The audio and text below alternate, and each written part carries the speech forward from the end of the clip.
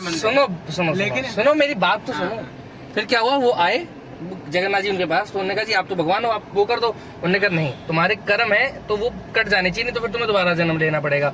तो उन्होंने कहा मैं एक काम करता हूँ, तुम्हारे 11 दिन की जो परेशानी रह गई है वो मैं अपने ऊपर ले लेता हूँ। तो इसलिए अब वो 11 दिन के लिए बीमार हैं, वो बुखार हैं। उन्होंने ये बोला था मैं सारे भक्तों की मतलब परेशानी नहीं, वो मैं सारे भक्तों की मतलब अपने नहीं सारे भक्तों की नहीं यार, नहीं बोला था।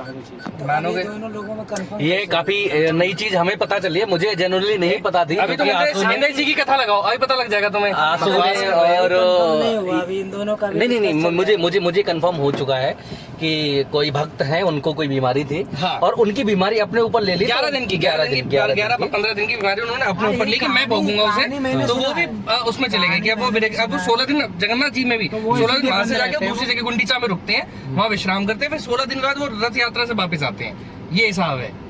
बकवास करवा लो, जगन्नाथ उनकी कथा लगा लो, पता लगी ये। अरे यार वो अलग टॉपिक है जो तुम बता रहे हो, वो वाला क्या नाम है जो बीमारी वाला वो अलग टॉपिक है, गुंडीचा वाला वो अलग टॉपिक है। गुंडीचा क्या वाला ये भाई, ये अलग टॉपिक है। अभी तो कथा लगा ले, लगने नहीं देगा अपने आगे। गुंडीचा महारानी थी ना, तो उन्होंने ये बोला था मेरा पुत्र नहीं है, तो बोला था उन्होंने कि भगवान के मैं ही आपका पुत्र बन जाता हूँ माता। चारों वेद पढ़ा हुआ बंदा झूठ बोलेगा। उन्होंने बोला माता मैं ही आपका पुत्र बन जाता हूँ, मैं आपके पुत्र के रूप में मैं वहाँ पे आया करूंगा आपके महल में, तो तब मैं रुका करूंगा। फिर मेरी से मेरी तीन रथ बना करेंगे, जिसमें गुंडीचा महारानी वो भी उनका भी रथ बनता है, और ये इनके सुभद्रा जी के और इनके तीनों के अलग ये तीनों लोगों के रथ बनते हैं पूरे और उनके मंदिर पे जाते हैं, वहाँ पे जाते हैं महल में। ये पहले डिस्कस कर लो, उसके बाद में। अरे पहली बात ये बताओ, बंदा वेद पुराण पढ़ा हुआ है, अरे नहीं यार ऐसा कुछ नहीं है। वो बंदा ऐसे झूठ बोलेगा। तुम्हारी वो जो बात पे हम सहमत हो कि इनसे सहमत हो, फाइनल कैसे होगा, कहाँ देखा जाएगा।